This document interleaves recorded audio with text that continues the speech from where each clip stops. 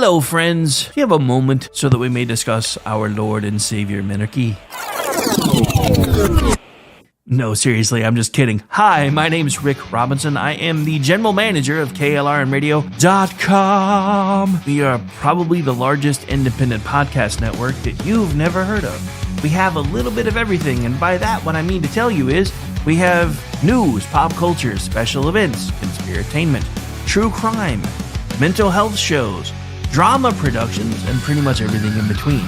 So if you're looking for a new podcast home to grab a little bit of everything that you love all in one place, come check us out. You can find us on X under @KLRNradio. You can find us on our Rumble and our YouTube channels under the same names.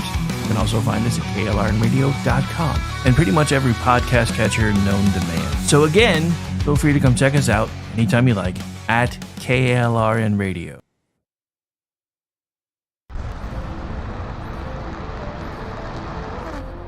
Are you ready to reach for the stars? Tune in to The Lost Wanderer, the #1 monthly podcast on good pods in astronomy. Join our host, Jeff, as he takes you on an interstellar adventure to explore the mysteries of space and the wonders of science. From rocket launches and distant galaxies to the latest discoveries in astronomy, each episode is a thrilling ride through the cosmos.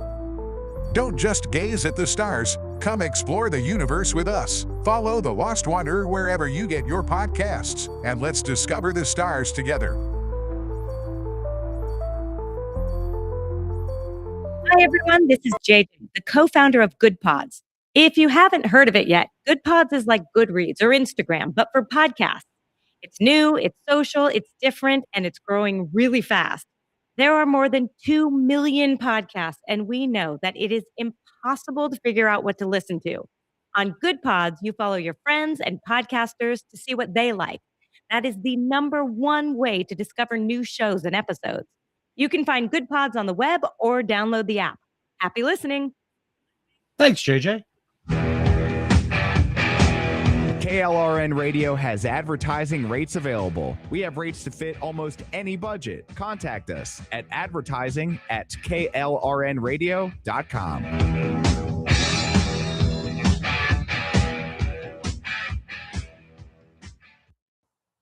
The following program contains coarse language and adult themes. Listener discretion is advised. Green man in the desert night, Bigfoot roaming out of sight. Government shadows, secrets deep, conspiracies unfold while we sleep. Strange encounters unexplained, truth is out that really shame. Men with knowledge, voices bold, unraveling history, stories untold. Area 51, a whispered name.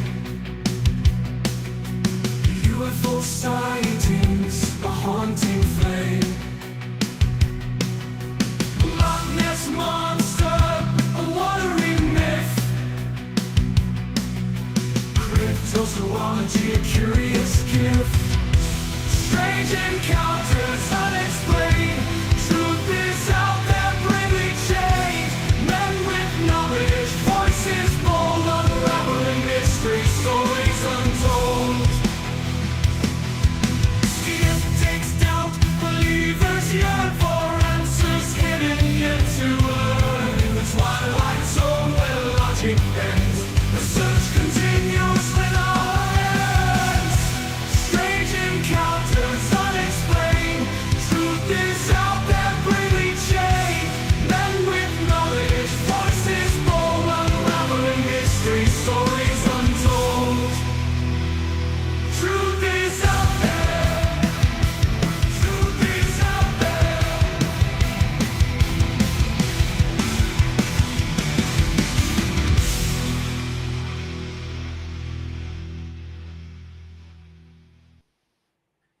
And good evening, happy Saturday night. Welcome to Juxtaposition, back to our new normal night. Well, our new normal night and time.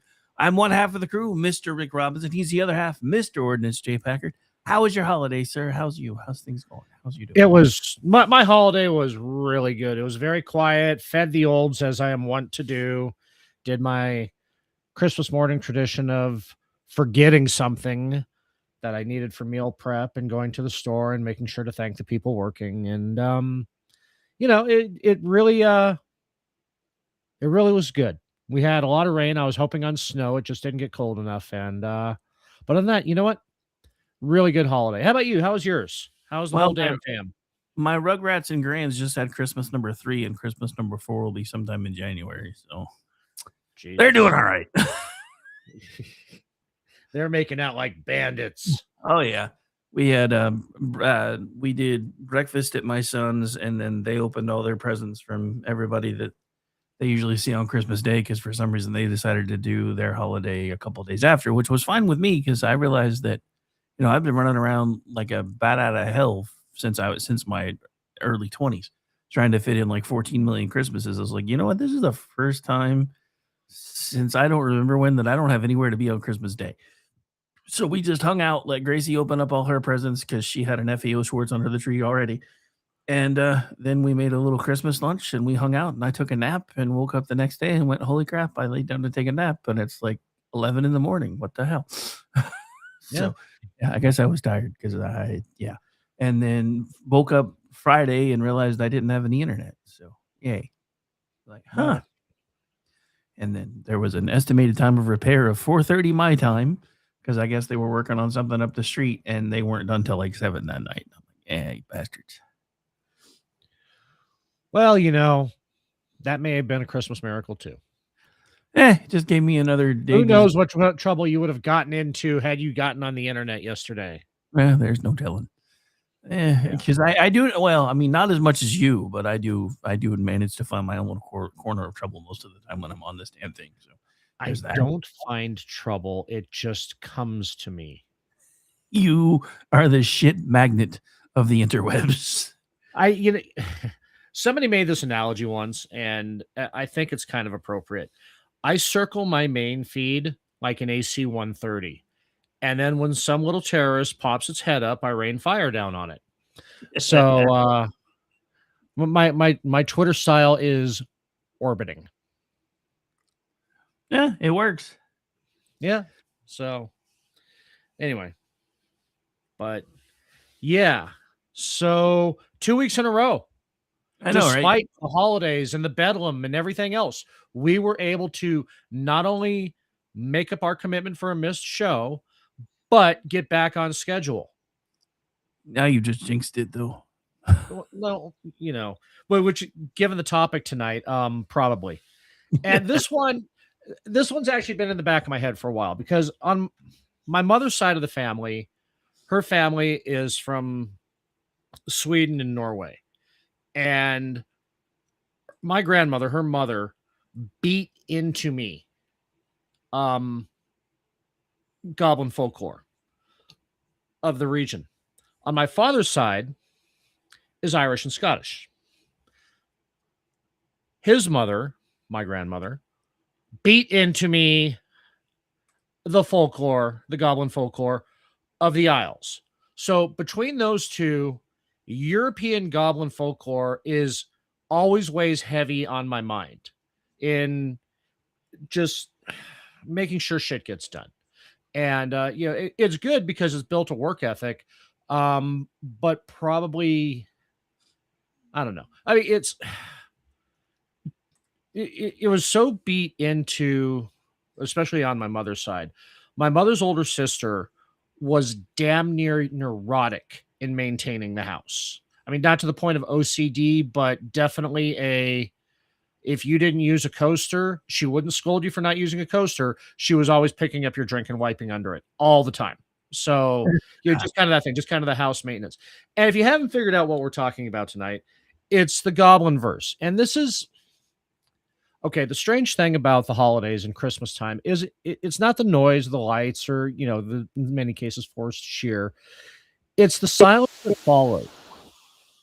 It's the way your environment, your house, your home exhales after everyone leaves and suddenly remembers itself. The decorations seem a little bit dimmer, leftovers congeal, and the rooms feel larger and emptier and more judgmental than they did a week earlier. It's that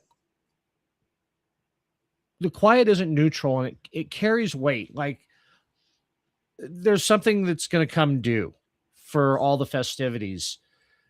And, it's like a balance sheet being pulled out after the party's been expensed. It's Ebenezer Scrooge in his balance book. Right. Kind of, sort of. But anyway. So historically, fear doesn't arrive before celebration. It arrives after. Because, the thing about it is there's always this excess that happens with celebration. And as we've talked about with other legends, etc., there's always the two sides to that coin. There's feast and famine, and each leads to different forms of what can be considered punishment. So when the excess has already happened and there's no crowd left to dilute responsibility, ancient calendar didn't treat winter as a single festive moment, but as a long audit stretching from solstice to deep January. The threat wasn't that something bad would happen during the feast, but that something would come calling once the feast was over. And guess what? The feasts are over. Right. Hey, you see, and this is where the Goblinverse begins. And not as a fairy tale, but it's kind of a timing problem. Goblins don't crash the party because chaos has already done its job description when everyone's watching. The chaos is the party.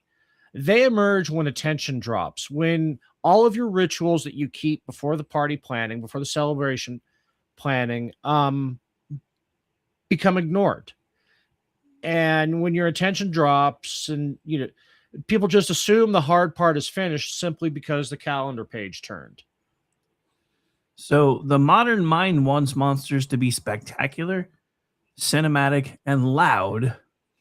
But goblins aren't that. They're small by design, and that's not an aesthetic choice. Small things slip through cracks, hide in systems, and go unnoticed until they've already done their work.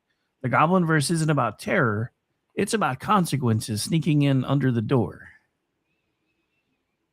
One of the constant signals that carries across winter lore is that punishment follows neglect, not malice. These aren't entities that hunt heroes or punish villains in the grand sense. They target the mundane failures, the tool left dirty, the dishes not cleaned well, the ritual skipped, if you treating your home as if it's inert instead of alive. I don't know.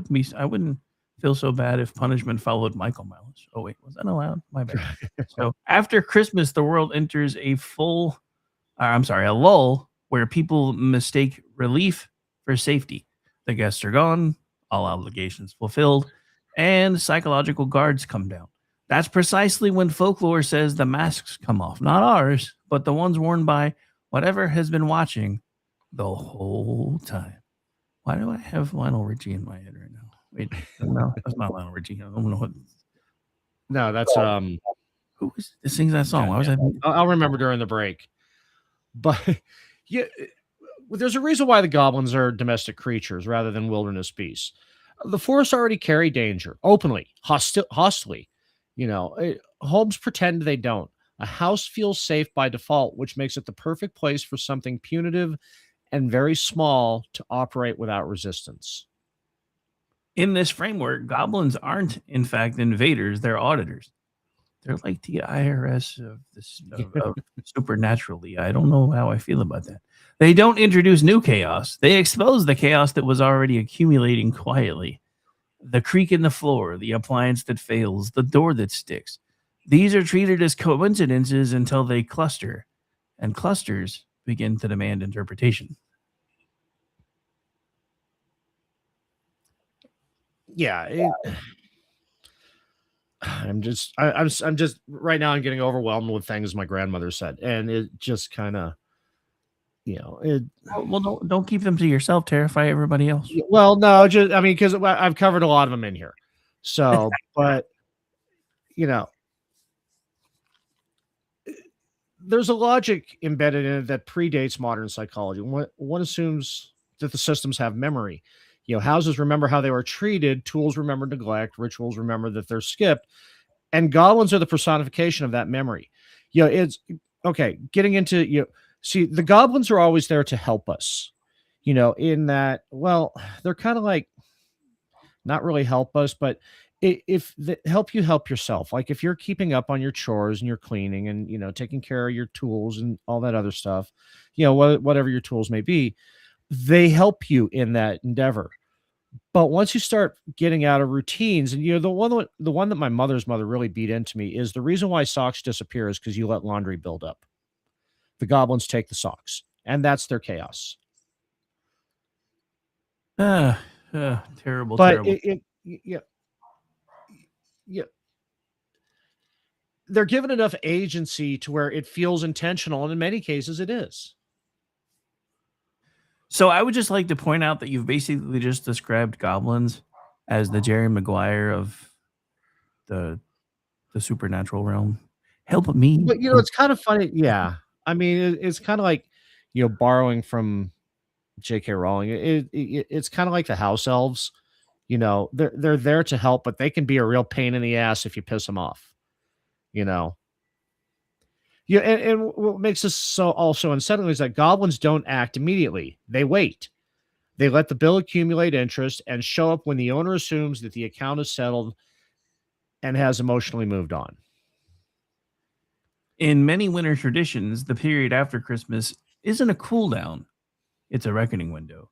The days stretch long and dim, productivity drops, and isolation increases, creating conditions where small disturbances loom large. That amplification effect is where goblin stories survive and thrive. Yeah, they're not random, they're territorial in a way that mirrors human routines. They occupy thresholds, corners, or overlooked spaces, attics, crawl spaces, sheds, garages, whatever. Places that exist in daily life but rarely receive attention. And their geography is intimacy, not distance. In the Goblinverse, it also operates proportionally. Miss a small rule, get a small punishment, the missing sock. Ignore a pattern, that rattling sound from the back of your refrigerator, and the punishments stack. This is incremental escalation. It's why people don't react at first. Nothing feels dramatic enough to warrant the alarm until your refrigerator explodes.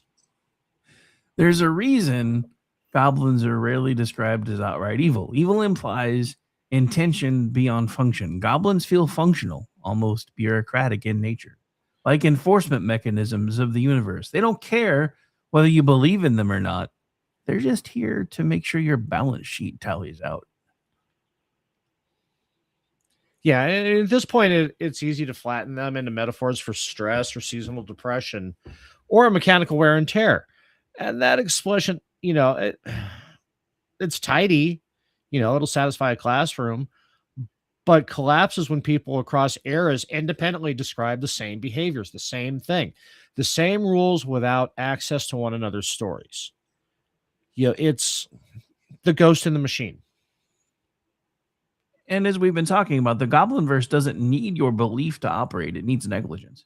Belief just gives it a face. That's why even modern households stripped of mythic language still report the same phenomenon under different names. Bad luck, gremlins, glitches, and my favorite, and used quite often, it's been one of those weeks.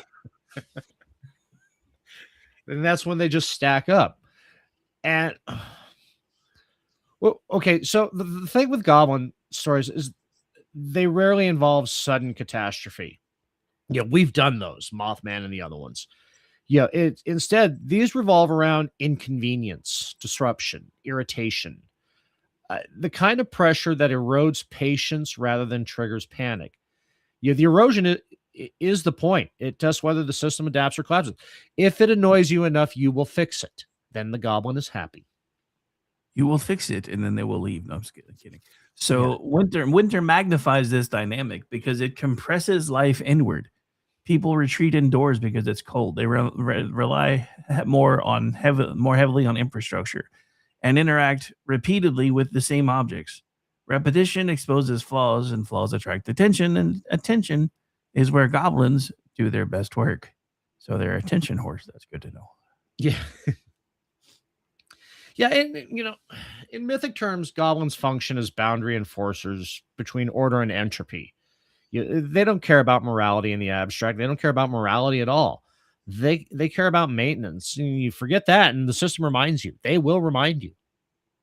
In the quiet dread associated with post-holiday weeks, it isn't fear of something unknown. It's the suspicion that something has been keeping score.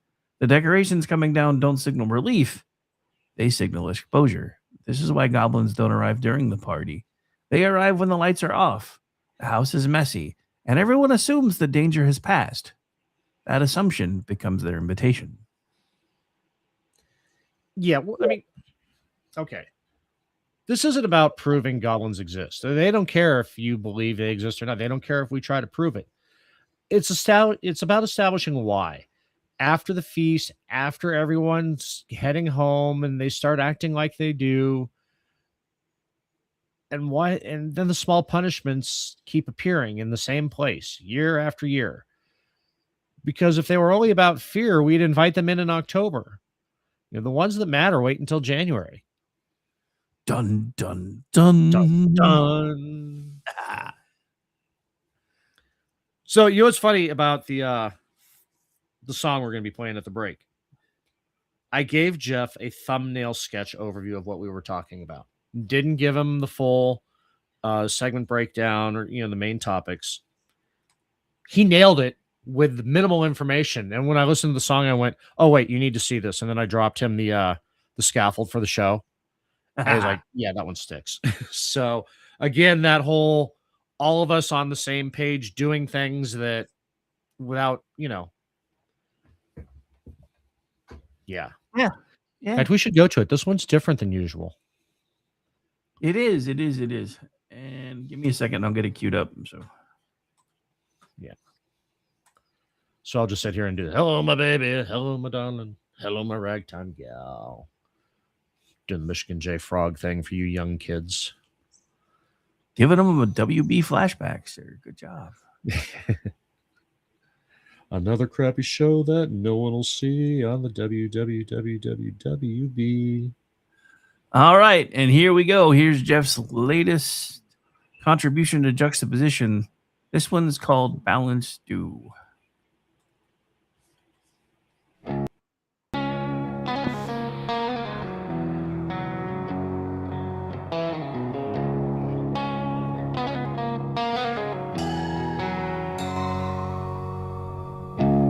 Count the steps, don't lose a thread.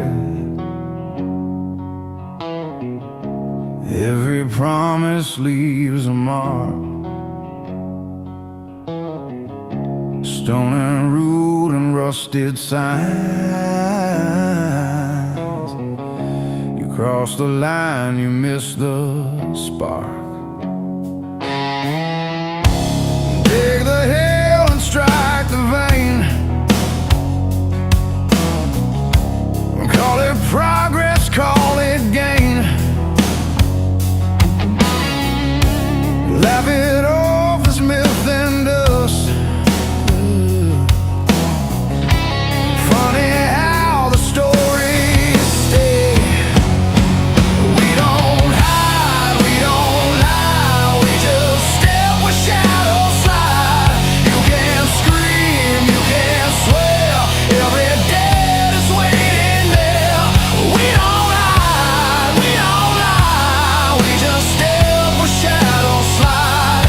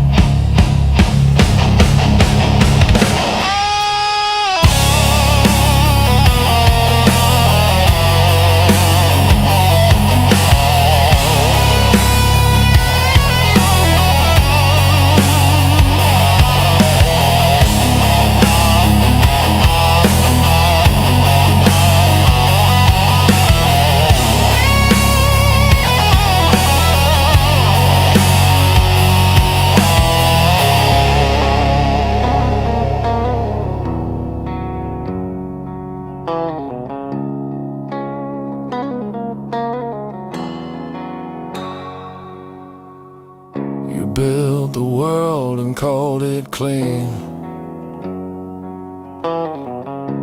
Painted over what we've seen. Every warning filed away. Every cause deferred to later days. You ring the bell and think it's done, like the counting stops at one.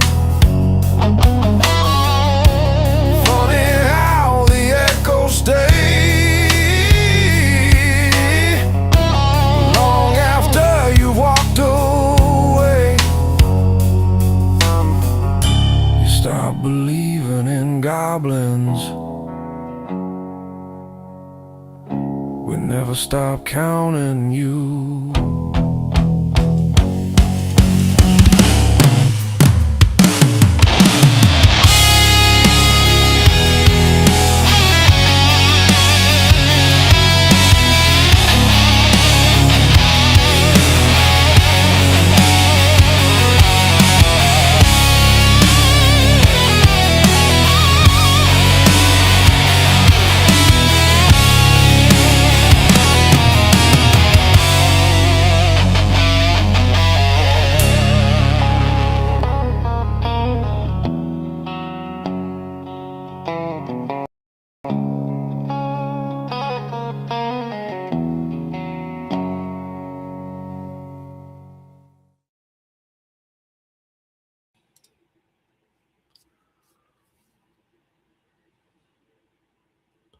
Let me try that again. Welcome back into the program, ladies and gentlemen, because I completely forgot that I had to mute because there was some echo coming from both sides.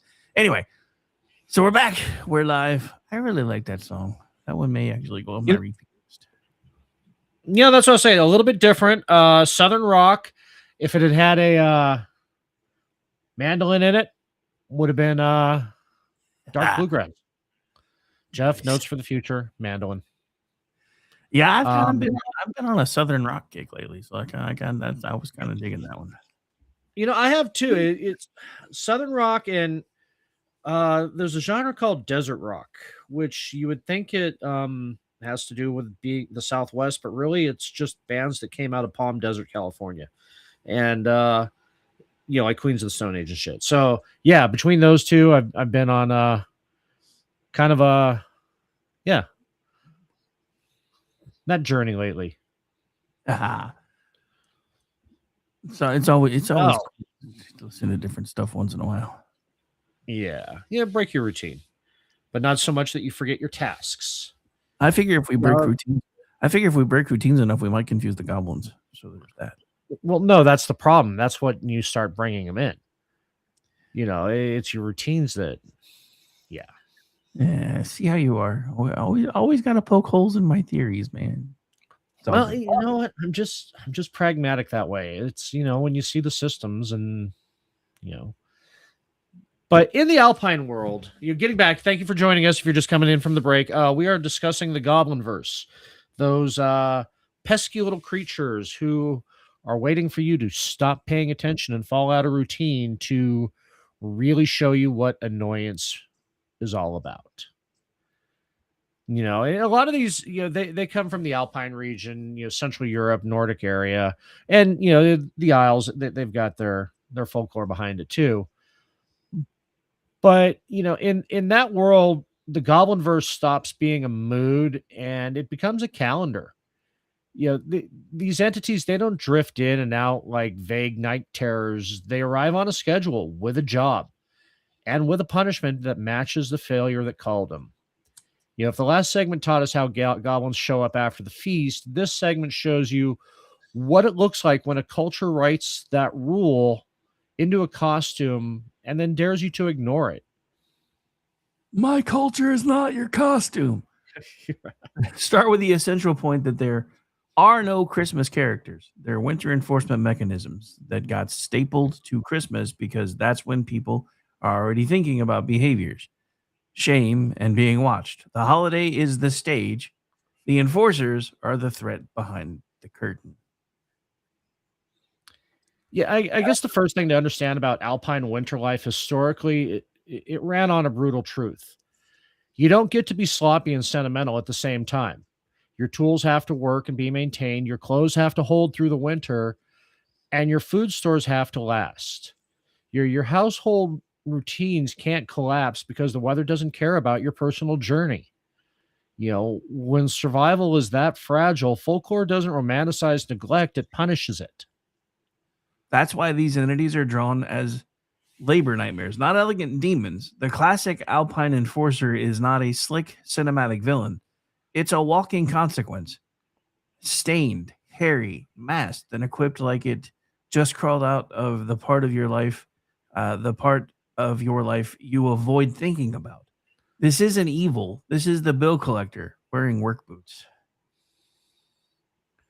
Yeah, the most famous of these, the ones that's really become kitsch lately, is Krampus. You know, the modern fame with him, though, is exactly the problem. Today is often rendered as a quirky red devil with clean horns, a mischievous grin, and a merch friendly silhouette. Classic Krampus is uglier and far more animal. Shaggy hair, heavy tongue, horns that suggest livestock or wild goats, and a face that reads less theater demon and more something the barn refused to keep. He's often shown with classical chains, with switches, and with bells, tools of noise and discipline, not magic. Those props matter because they signal his role. Krampus is an extractor and a disruptor, figure that does not negotiate, does not educate gently. He arrives when people have already failed as standard and the window for correction is over. So what summons him in the older logic, not generic being naughty, the triggers that are failures that threaten a household's moral credibility and social stability during winter. Habitual lying, cruelty to the weak, repeated defiance of communal norms. The kind of selfishness that turns a fragile winter system into a knife fight.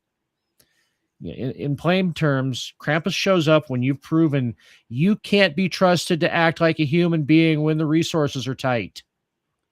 The punishment attributed to him follows that same logic. The switch or bird trot isn't about sadism. Are you sure? Sorry. It's about visible discipline. Pain as an imprint, fear as a memory aid, and the sack or basket is an acute accessory. It represents removal, extraction, being taken out of the home and thus removed from your place of protection.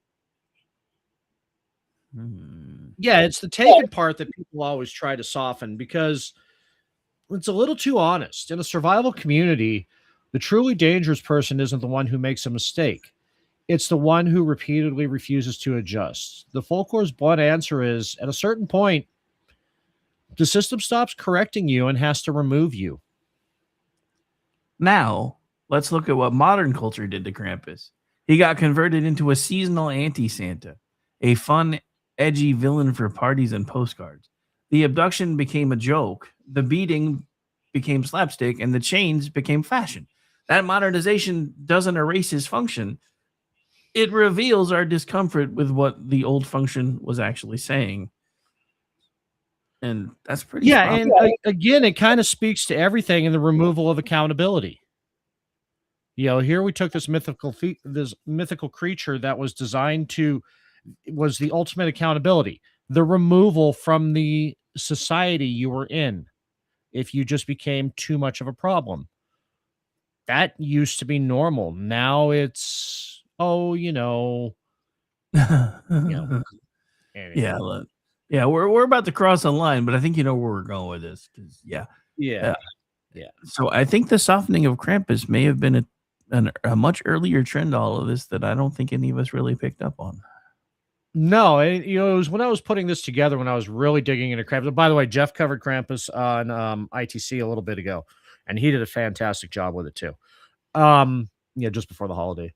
When I was digging into the research on this, that's when it really hit me that yeah, Krampus was an accountability avatar, and as we stopped holding people accountable, they changed the avatar.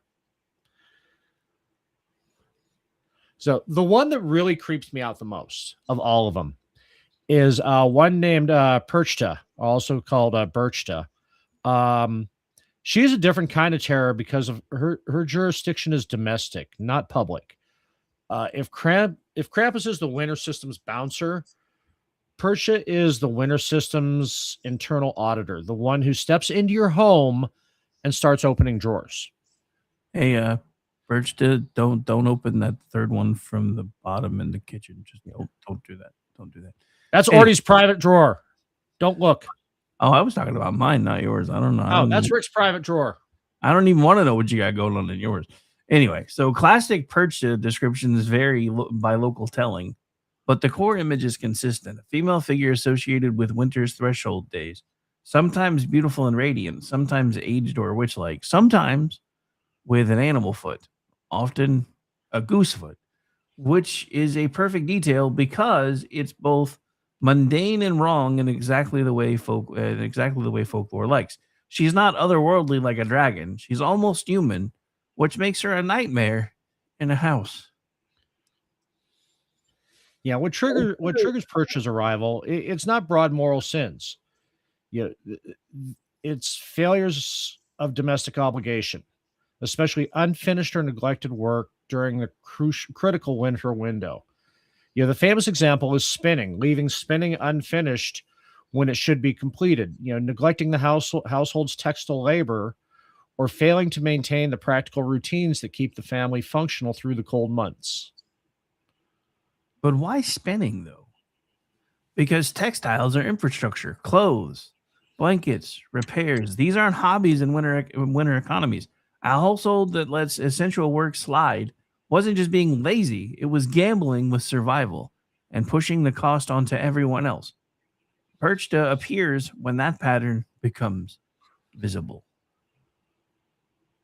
Yeah, and the creepiest thing about Perchta is her punishments. And they're the ones that modern retellings love to sanitize because they are grotesque and specific. The story of the story of Perchta and what she does, she will cut open the offender's belly and stuff it with straw, pebbles, or refuse. It isn't random gore.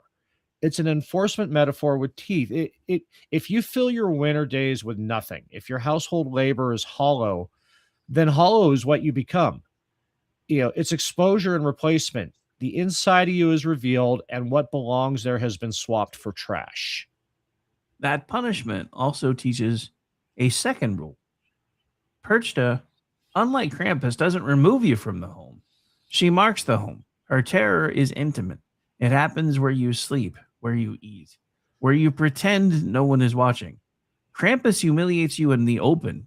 Perchta humiliates you in the private places you thought were safe. Yeah, and Perchta's modern makeover is often worse than Krampus's because it turns her into a generic winter witch or a folklore aesthetic. Pretty masks, festival costumes, and a vibe. In older logic, she isn't a costume. She's a calendar event with consequences. Modernization tends to keep the mask and drop the rules, which is like keeping the warning label while throwing away the hazard. I vote we do the reverse. Oh, wait, never mind. Yeah. Anyway, so Necht Ruprecht, I think I just killed that, but whatever. Connect Ruprecht. Yeah, whatever. Is frequently treated as Santa's helper. So wait, is that a Simpsons reference? Did you just throw a Simpsons reference in here? Yeah, I did. Anyway, I did. But that framing misses his operational role. His functions are as a subordinate enforcer, a disciplinary agent who applies pain and deprivation as corrective measures before the system escalates. If Krampus's removal, Ruprecht is the last chance to stop being a problem. Quit being a dick. Yeah, right. Yeah, classic Ruprecht imagery tends to be human but rough.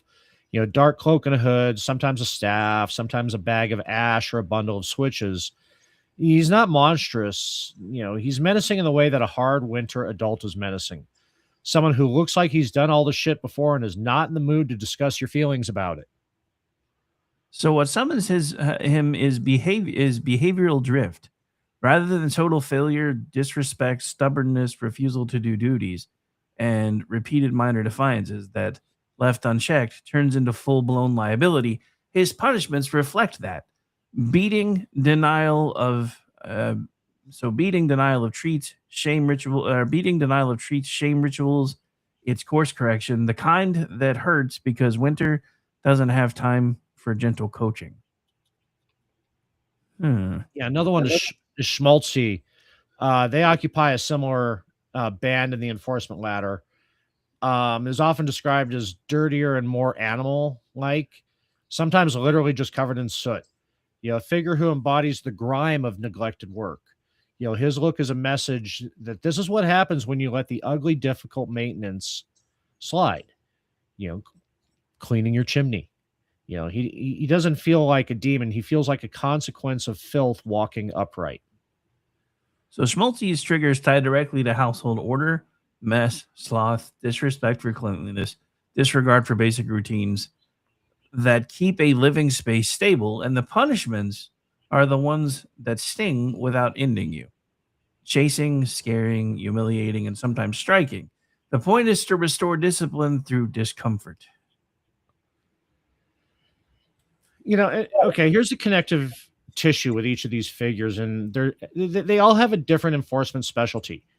It's that specialization is the evidence that these aren't random boogeymen. Krampus handles the irredeemable winter liability. Perchta handles domestic negligence and unfinished essential labor. Ruprecht and Schmaltzy handle correction and behavioral drift before it becomes catastrophic. So you'll notice what's missing: rewards.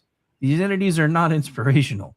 They don't show up to give gold stars or pep talks for being virtuous. Their logic is asymmetrical. You're not praised for doing what keeps everyone alive. You're simply not punished. That's not morality theater. That's a survival culture translated into myth.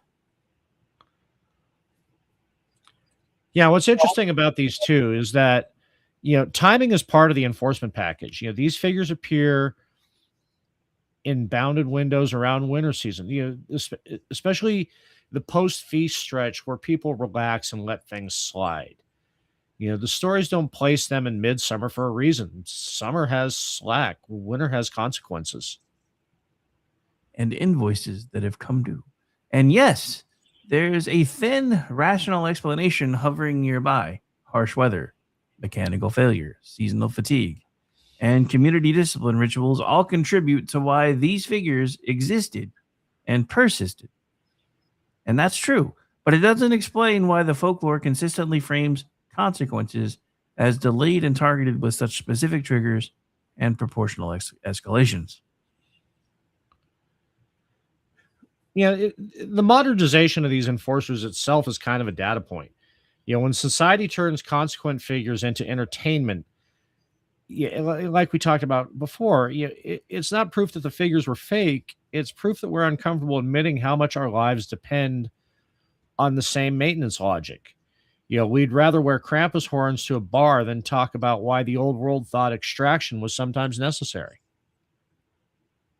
So before I go, but this is just something has just occurred to me. To borrow a line I used on Jeff last week. I feel like I've just had an apostrophe. So I wonder what will happen with all these routines and things that we have to do. All these things that matter that are done day in and day out and have to be done. I wonder how pissed off the goblins are going to be when we start having muskbots do all these things for us. Well, I mean, the problem still persists because in one way or another, you have to maintain the muskbots. All you've done is defer the maintenance to another object. Rather than you doing the dishes, when your muskbot is doing the dishes, you have to maintain that muskbot. You have to make sure it has all the supplies, or at least access to Amazon to order them. And your responsibilities have shifted, but it's still the same task. It still has its mundane. See, the problem with these, and here's where this is why I think these punishments are so telling, in that they're not punishments on a grand scale. They are punishments for being bored with the mundane. And it's the mundane that keeps you alive. It's like brushing your teeth. That's mundane. And you do it. A lot of people don't enjoy doing it. And that's why dentists make so much fucking money. It's the mundane maintenance you have to take care of yourself. Trimming your beard, cutting your hair, all these things are things that they're boring, but you got to do them anyway. And that's just a health thing. And you look at ancient folklore, a lot of these things, like with Perchta, if you were letting your domestic, responsibilities slide, or with the other one I just drew a blank on, even though we just talked about it. Yeah, Smoltzy, thank you. That, when you let your shit pile up in the house, oh, it's cold outside, I'm not going to take out the refuse. I'm not going to clean my piss bucket. I'm not going to, that's when infections, that's when disease starts. So, now you add the Goblinverse into that, not just the grand punishers that come in, the ones with names, but your little household goblins too. They're the ones who, bring in the big ones. You've just let shit slide to the point where they're fed up. There needs to be a course correction here. And that's when, but they're still the ones who are there to help you. And yeah, Jeff just sent me a DM. Refuse, holy hell, going British medieval on. I was like, well, I'm keeping it in the tone. We're talking about ancient folklore, so that seemed the bring up the wretched refuse. Bring out your dead. Oh wait, sorry. Yeah, well, and that too, but it's the little goblins, your household goblins, that are there to help you. They're the ones who make sure your bar of soap lasts, or whatever, and your tool remains sharp. You sharpened it, but they make sure it has that extra keen edge when you're sleeping. So when you neglect your tool, when you let your axe for cutting wood get dull and rusty, well, then you didn't, your labor has just increased. And in increasing that labor, your other household responsibilities suffer for it, to the point that there is systemic collapse. Am I the only one who feels like that Dobby from Harry Potter should have been a goblin, not an elf? You see, that would have made more sense to me. Dobby the house goblin. Just in traditional folklore, too. It would have made a lot more sense to me. So as we wrap this one up, this segment isn't asking you to believe in horns and sacks as literal biology. It's asking you to recognize how the Goblinverse expresses itself when a culture refuses to let neglect hide behind celebration. The costumes are just the delivery system for a rule that doesn't care whether you call it myth.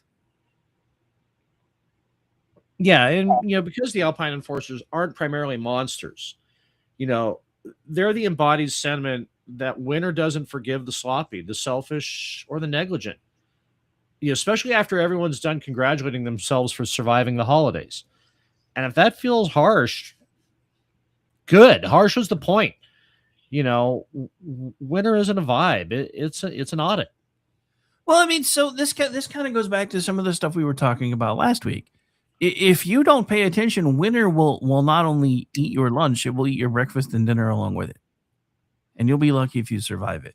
And I think that's one of the reasons why some of these things that we're talking about are as harsh as they are, because of where these beliefs originated. These are places that are cold a lot more often than where we live. And it's a longer, colder season. So, yeah. And that's why I'm glad we were able to do the back-to-back, because I designed these two shows to be the 1-2 punch. And it's working. That winter will push your shit in. If you let it, it definitely will. Although this one, I got a message after the last show. I got a message from someone. It was Delaney, who said that episode freaked him out. I get those from him every once in a while. I'll be like, okay, yeah, that was a really good episode, but y'all got to quit scaring me like that. So. Yeah, we did our job, and we do. Yeah, that's good. I like those reacts. I like when somebody hits us up after the show and said, that one made me insert the blank, think, terrified, whatever, creeped me out. So, yeah. But yeah, and that's why I was really glad we were able to do tonight's show.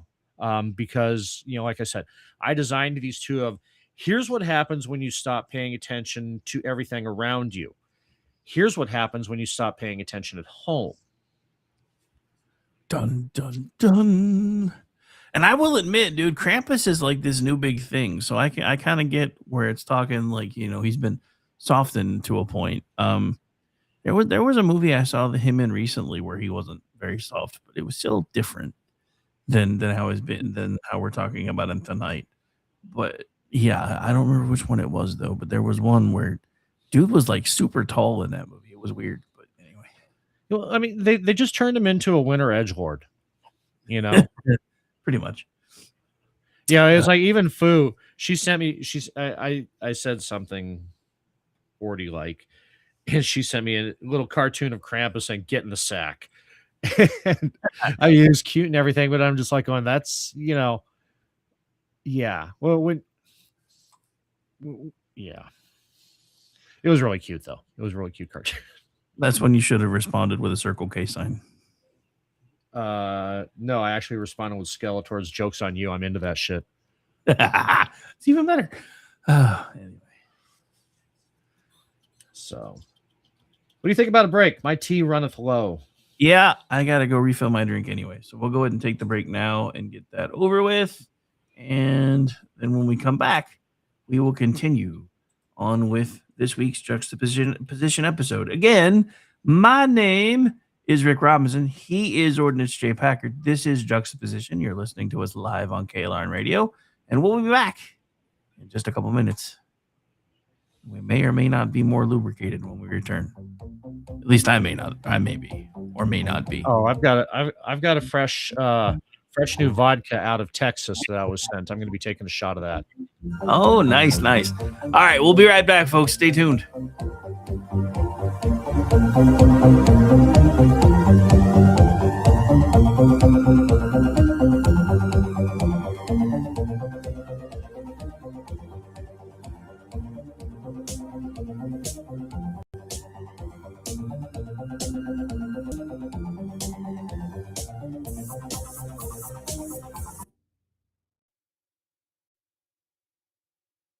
Hello, friends. Do you have a moment so that we may discuss our Lord and Savior Minarchy? No, seriously, I'm just kidding. Hi, my name's Rick Robinson. I am the general manager of KLRNradio.com. We are probably the largest independent podcast network that you've never heard of. We have a little bit of everything, and by that, what I mean to tell you is we have news, pop culture, special events, conspiratainment, true crime, mental health shows, drama productions, and pretty much everything in between. So if you're looking for a new podcast home to grab a little bit of everything that you love all in one place, come check us out. You can find us on X under @KLRN Radio. You can find us on our Rumble and our YouTube channels under the same names. You can also find us at KLRNradio.com and pretty much every podcast catcher known to man. So again, feel free to come check us out anytime you like at KLRN Radio.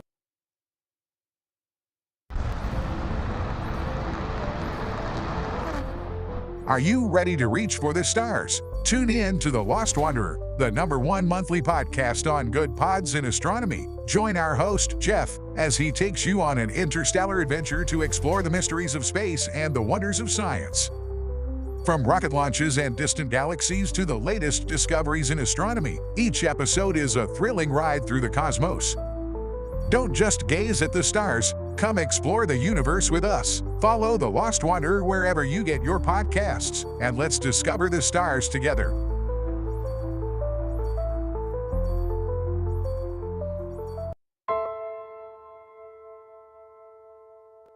My dad was really, really special, and I loved my dad a lot.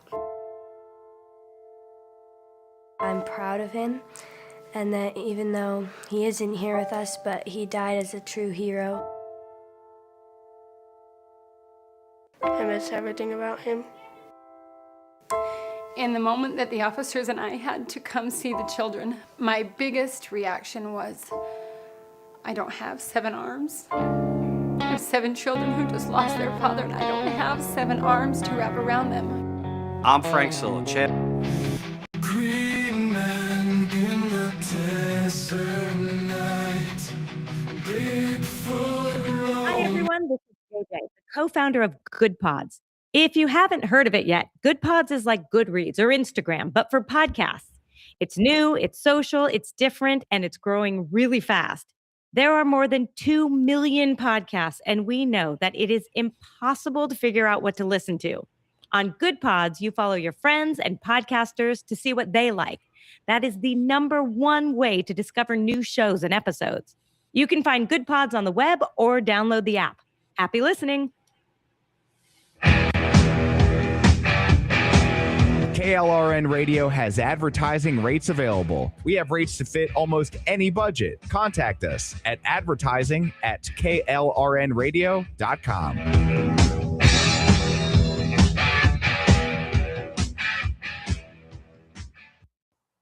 The following program contains coarse language and adult themes. Listener discretion is advised.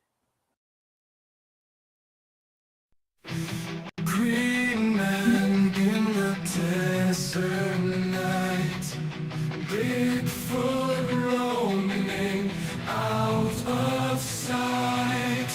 Government shadows, secrets deep, conspiracies unfold while we sleep. Strange encounters unexplained, truth is out that really shame. Men with knowledge, voices bold, unraveling history, stories untold. Area 51, a whispered name. UFO sightings, a haunting flame. Loch Ness monster, a watery myth. Cryptozoology, a curious gift. Strange encounters unexplained. Truth is out that really change. Men with knowledge, voices bold, unraveling mystery, stories untold. Skeptics doubt, believers yearn for answers hidden yet to learn. In the twilight zone where logic ends, the search continues with all ends.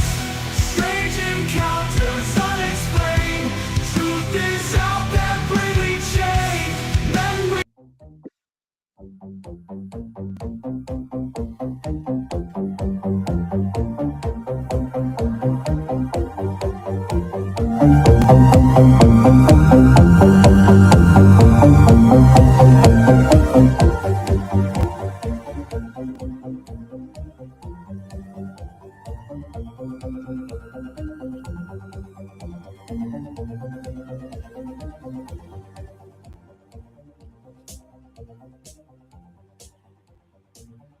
I told you, you jinxed us. You know what? I was, man. Those gremlins just went and sodomized your Dude. soundboard, didn't they? They like humped it right in the middle of other. I'm sitting here and I'm like, okay, so maybe I can do this instead. Then it started trying to do all three of the things all at the same time. I'm like, what the hell? It's never done that before. Yeah. Anyway, that was fun. That was fun. I think Birch just made a visit to my house. Yeah, something. I mean, that was wow. You jumped. I'm hoping only it thing that- comes out enough where we can actually play the song again in the break. But yeah, that was weird because it started out of nowhere because everything's been fine. It's been great. And then all of a sudden it was like, oh yeah, all the things all at once. Here we go. I'm like, oh crap. Well, you know what it is, and this is absolutely a household goblin coming to get you because you have been manually jumping the tunnels to tower spot. Probably. Rather than just cutting it out. And I get it. You know, Tunnels to Tower is a great organization. That ad is such a fucking downer. Yeah, I've been looking for a different one, but yeah, so they only have so many that I'm actually allowed to use. So yeah, I say, you know, just between now and New Year's, just cut it from the main stack, and if they come up with another one we can use, great. But that's just my, you know, that's my 2 cents. I'm not a producer. I'm not the station owner. I'm a guy making fart noises. And very robust ones, might I add. Yes, quite. Well, you know what? It's the meat sweats. I have ingested way too much meat the last few days. There's no such thing as too much meat. No, there isn't. No, there isn't. But anyway, we're back, despite all the jumps and humps. This. Remember when we joked about, during the cast wrap for Wizard of Oz, how we all graduated from the Bill O'Reilly "fuck it, we'll do it live" school of live broadcasting. Yep. Yeah. Case in point, right here. Yeah. Just flip the switch, monkey. Fix it. And if you can't fix it, find something else. Yeah. Anyway. It's better. Did you guys fix it? No, we just stopped fucking with it. Kinda. I just turned the other thing off and just went with our old school stuff that we played all the time. I'm like, you know what? I'm done. Which is hopefully because that song, for those of you who've been listening to KLRN for a long time, we used to have a joke that chair spinning intensified. It was for a Rick and Morty thing when we were, we'd have a pre-show jam. We were doing the show late at night and both of us were fucking dragging. And so we had an intro song, and we still do, but we would do an intro song on that one that would just amp us up and get us into the mood for the show. And then I would just, my joke would be in chat, chair spinning intensifies. That intro, the one that Jeff made for Juxtaposition, that is always a chair spinner. So, because we do this show later than we do that one. At the same time. It's always late in Juxtaposition land. Yes, it's always dark and full of terrors. So the Goblinverse, for those of you just catching up, we were talking about the holiday, the winter mischief makers who are there when the bill comes due for your negligence, for your sloth, for your misbehavior. And the one thing is, once you strip away the Alpine costumes and names, the unfortunate realization sets in quickly that the Goblinverse doesn't just belong to the Alpine region, to one climate and one culture or one belief system. The rules travel. The faces change, but the timing, the triggers, and the punishments all remain the same. In other words, these names haven't been changed because there's no one to protect. So what changes globally isn't what summons goblins, but how cultures choose to visualize enforcement. When survival pressure exists, the same corrective logic emerges independently, even when societies have no contact with one another. That pattern alone should make anyone nervous about dismissing goblins as parochial superstition.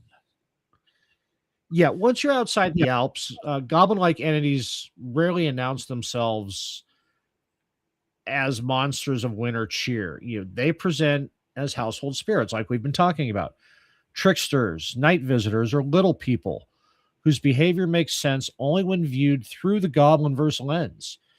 They respond to neglect and to disrespect, to broken obligations, and rather than just random immorality.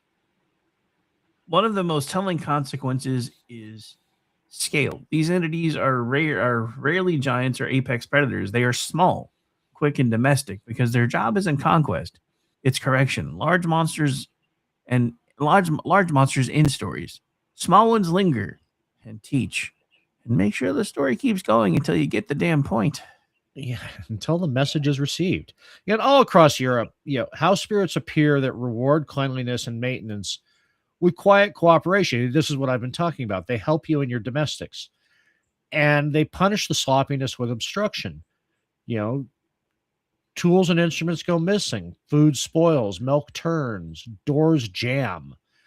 The punishments are irritating rather than lethal, and calibrated only to escalate when they're ignored. These things don't attack travelers on the road. They interfere with routine. They make everyday life harder until the household corrects its behavior or collapses under accumulated friction.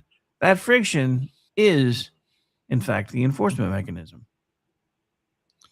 Yeah, and if you move east, the pattern persists. In the Slavic regions, domestic spirits known for guarding the home become hostile when offended by disorder or neglect or disrespect. They don't care about prayer. They don't care about obedience. They care about upkeep. Forget to maintain the stove, mishandle tools, or treat the household as inert, and the spirit turns adversarial. The punishment here mirrors Alpine logic. but in a lower register. Noise at night, broken objects, mischief that borders on menace. The message is the same. Your system is drifting, and something is here keeping score, whether you wish it to be or not. Yeah, in the British Isles, goblin logic splits cleanly between helpful and hostile figures depending upon treatment. These entities assist with chores when respected and sabotage relentlessly when mocked or ignored or even exploited. The transition from aid to punishment isn't arbitrary. It's triggered by the breach of reciprocity. See, I'm telling you, Dobby should have been a goblin.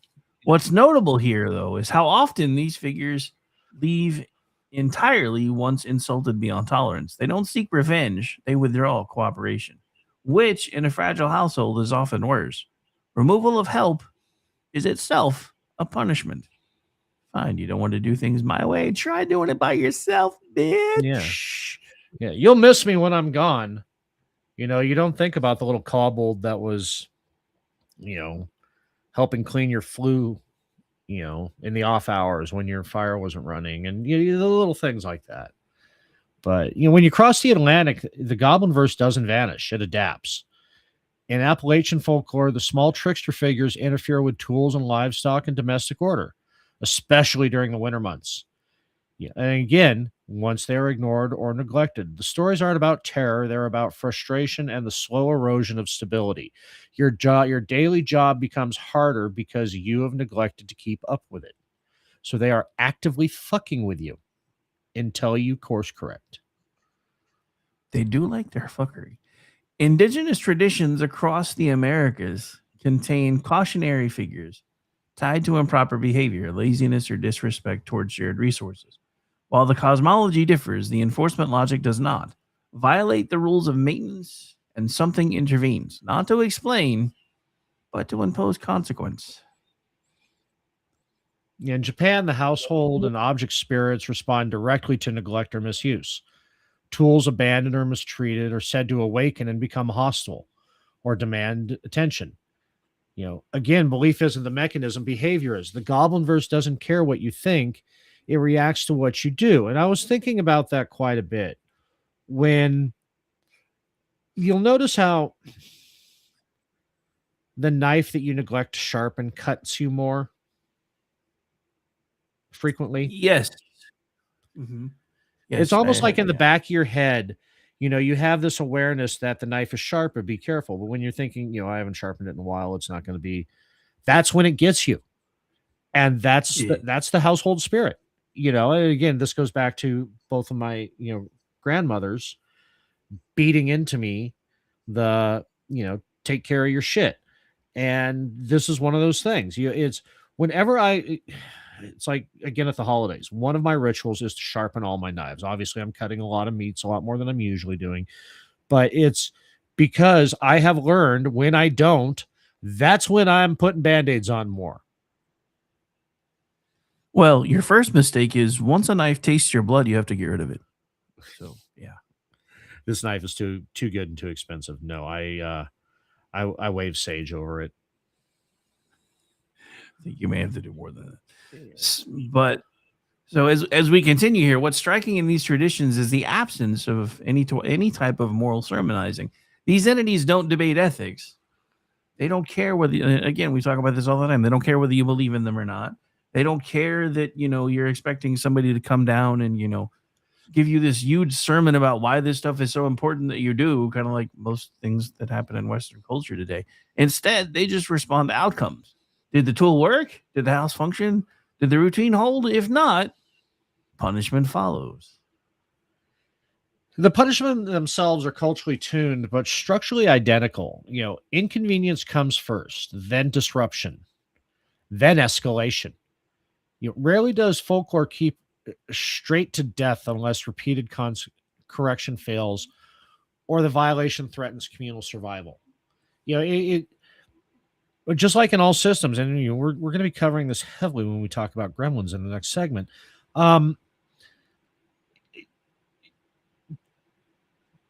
It doesn't go straight into failure.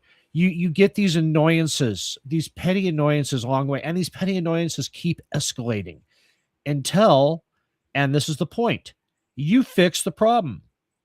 That stuck door eventually is not going to open. That dull knife is going to slide off the meat and right into your thigh. All of these things, it demands attention. And that's what the Goblinverse is there for. To, even when they're being assholes about it, they're still trying to get you to correct yourself, because when you're happy, they're happy. And vice versa. When they're happy, you're happy. Another global constant in these situations is delay. Goblins don't punish instantly. They wait until patterns are clear. One forgotten chore doesn't trigger a response. Thank God for that. But repeated neglect does. This delay is crucial because it transforms coincidence into narrative. People notice when bad luck develops a personality. Kind of like we were just joking about my board. So I guess after the show, I need to find out what I got to do to calm Perched it down. Yeah. Anyway. And I honestly think it's because you've been having to do a manual override of the Tunnels to Tower commercial. You're just going to keep beating that. Well, no. I'm using that as the example, because you've been doing. I've noticed that you've been doing a manual override on it. Yeah, I can tell by how long the commercial plays and whether you're in the room or not. And tonight the bill came due. I'm just saying. Yeah. Yeah. Well, the thing with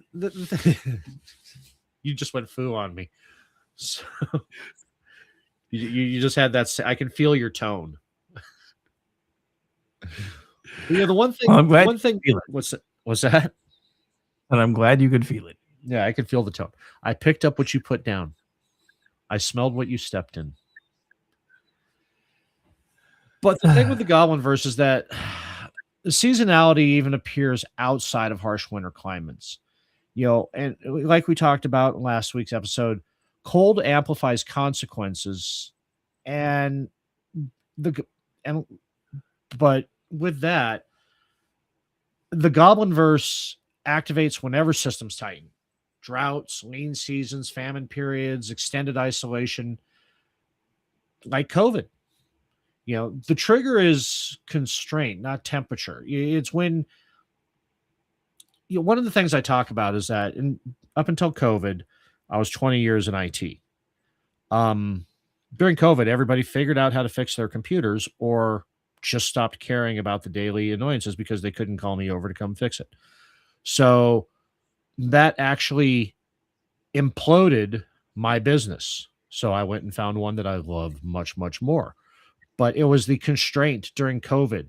Again, you are trapped in the house with the goblins. You've got all the time in the world, and you're walking around in sweats and letting the pizza boxes stack up. There was a price to pay. Hey, stop! When did you put cameras in my living room? I couldn't get them out. I'm in the picture, and I don't like it. Pretty much. So this explains why modern societies still experience goblin-like phenomena during infrastructure stress rather than climate extremes. Power grids fail, supply chains wobble, soundboards go nuts. Systems assumed stable suddenly behave as if they themselves are extremely offended. I'm just saying. At this point, this is when skepticism usually steps in with psychological explanations. Stress, pattern recognition, projection, and those are all real things. I'm not discounting them; those factors exist, but they don't explain why the same enforcement logic recurs across unrelated cultures with such precision. Stress doesn't invent proportional punishment on systems on its own. So what folklore encodes, I was thinking encodes and implodes at the same time. So what folklore encodes and modern language struggles to is the idea that systems exert pressure back when ignored. Goblins are not metaphors for chaos. They are metaphors for feedback made visible. I don't know. They kind of seem like they might be metaphors for chaos, but it's chaos of our own making. So, well, I mean, in in modern terminology, we've just replaced the word goblin with words like glitches, gremlins, cascade failure. The experience hasn't changed. The punishment still arrives late. It targets neglected areas and still escalates when dismissed. So maybe somebody should send this episode to Governor Newsom. Right. Just saying. Well, yeah. So, in case you're wondering, kind of as we've been teasing about for the last few minutes, technology didn't actually kill the Goblinverse. It expanded its jurisdiction. The more complex the system, the more places there are for goblins to live. So I guess this answers my question as to what happens when Musk bots start doing all the chores, because they'll just have fun in the new complex system and be like, yeah. Well, okay, look at it like this. I mean, you've got Echo Dots in your house, right? I have one. Okay. You have any smart devices attached to it? No, it's in my daughter's room, and I have it isolated. Okay. Well, I'll give an example here with this, because which is funny. Because, most tech people say that they keep a gun by their printer in case it makes a weird noise. Yeah, I do have I do have smart devices and smart appliances. Just because household reasons. Anyway, to this, anytime that I just kind of don't go in and do basic maintenance on, my IP tables and my DNS reservation and on the equipment, sometimes I'll have entire rooms just go non-responsive for no fucking reason. And then as soon as I fire up, my network management and go in there and look at and see, did they, drop their DNS assignment or something, it just works again. All I had to do was just log in. All I had to do was make the effort of maintenance. And for no reason at all, they just start working again. Yeah, it reminds me of that old joke, I was telling my friend that my house listens to me. I laughed. My friend laughed. The toaster laughed, so I shot it. Right. Yeah. Yeah. But yeah, so until you kind of made me look at this logically, I was diametrically opposed to having Alexas in my house. Anything in my house, really. You're like, you have a smartphone, right? I'm like, yeah. He's like, you realize that you already have everything you're fighting. It's like, damn it. Yeah, I think I pointed that out to you, and I know we talked about it a lot back in the days of Cyber Chill. Well, there's a name I haven't heard in a long time. Anyway, I would say this, and because I use this as a real world example. So I would never have one of those in my house. I said, you got a smartphone? Yeah. Pull it out, set it down for a second. They'd pull it out. And then I'd mention, at the time it was before, when people were still all hot on Black Rifle Coffee Company. I just mentioned, so have you tried coffee from Black Rifle Coffee Company? That's all I'd say. I said, go ahead and put your phone away. I said, now watch your search results for the next 2 weeks. All of a sudden, they weren't resistant to smartphones anymore, or smart homes anymore. I mean, I don't talk sedition in the house in front of my Echo Dots, and I leave my phone on the desk and go out, if I'm going outside to talk about sedition. Yeah. The problem is, I wonder how long it will be before somebody like Elon Musk or one of these other tech nerds comes up with the electronic version of goblins. We don't need them. We have them already. And we're going to be talking about that in the next sentence. But the Goblinverse doesn't need shared mythology to function. It only needs shared vulnerability. Whenever humans rely on systems, they assume those systems will behave indefinitely without care. Goblins appear. As Jeff just sent me, IT Rule 204. It's not broken. It just needed attention. Which ties directly into what we've been talking about with goblins tonight. Yeah. So I think one other point that needs to be brought up before we close out this segment, though, is that globally, goblin stories survive because they describe something people recognize immediately once it's pointed out. Everyone knows the feeling of a house, a workplace, or a machine turning against them after being taken for granted. Anybody seen Mr. Mom with the washing machine? Prime example of Goblinverse. Just saying. Prime example. The Money Pit. That whole thing, because that house was neglected. That whole movie was, if you want to look at it from the Goblinverse point of view, it was a love letter to the Goblinverse. Everything that could go wrong in the 2-week renovation of that house did. 2 weeks, jokingly. 2 weeks. But 2 weeks. Whether we're talking about tech or, medieval Europe, it's different masks, but the same rules. And by the time the people realize the pattern isn't random, the Goblinverse has already done what it came to do: force attention back into the things that they stopped respecting once the feast was over. And did we mention the feast is over? I mean, there's not really much feasting that happens on New Year's, so it all depends on your traditions. A lot of people do have New Year's Day feasts. I'm not in that. I've tried to start that tradition in the house, but it never really took, and ultimately it just became a pain in the ass. So yeah, mine was always a tradition that I absolutely hate, which was black-eyed peas, collard greens, and cornbread. I don't eat any of those things other than cornbread. So yeah, I've probably invited a century's worth of bad luck on myself by not partaking, but I refuse. Right. Well, as long as you have the cornbread, I think that counts. I hope so, because that's usually what I'll eat. Look, now Jill's gonna have nightmares about goblins. See, the thing is they're not supposed to be terrifying. They're just supposed to remind you that you have shit to do. And that's the whole point. Like I said, that sticky door, there will come a time when it won't open. And for a minute, you're trapped. Not descaling your coffee maker. You're going to need that cup of coffee one morning, and it's going to be completely fucking clogged with hard water. Especially if you're using a Krups or Keurig. So it's not about fear. They're pleasant, not pleasant. They are unpleasant reminders that you may have put on 10 pounds in the feast. Your household doesn't care. And like I said earlier, letting laundry build up, that's when the goblins take the sock. Not socks, one sock. And only forever, one. that sock is in your drawer mocking you because you think someday you're going to find the other one. Yeah. Meanwhile, there's a goblin running around wearing it as a hat. Right. Doing a helicopter with it.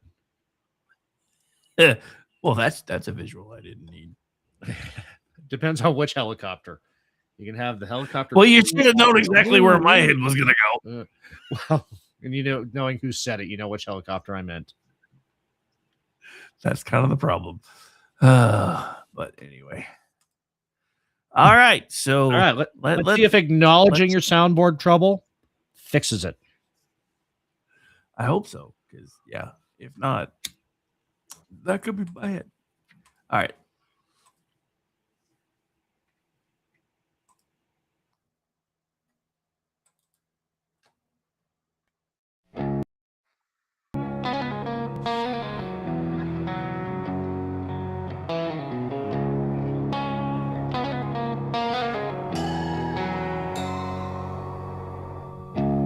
Count the steps, don't lose a thread.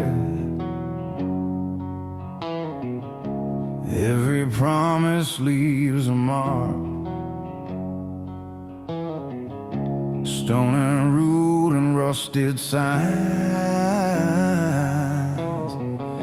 You cross the line, you miss the spark. Dig the hill and strike the vein. Call it progress, call it gain. Laugh it off as myth and dust. Funny how the stories stay. We don't hide, we don't lie. We just step where shadows slide. You can scream, you can swear. Every dead is waiting there. We don't hide.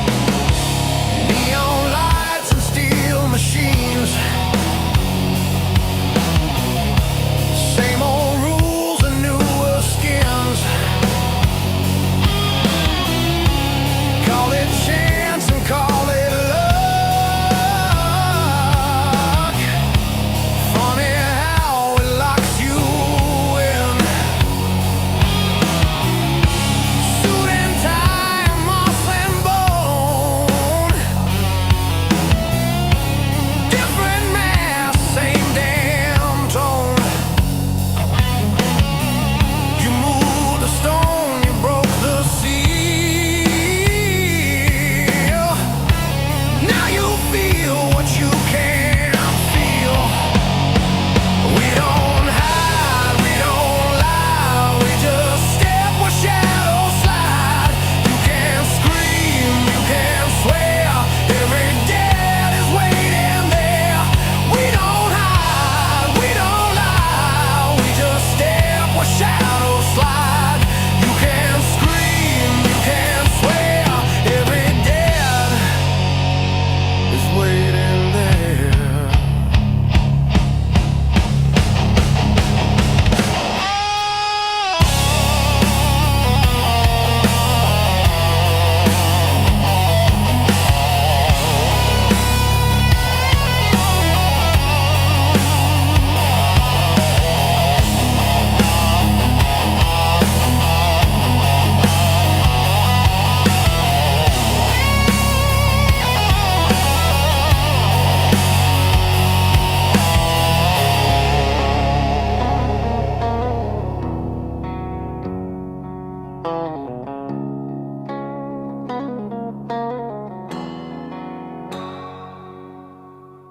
You built the world and called it clean.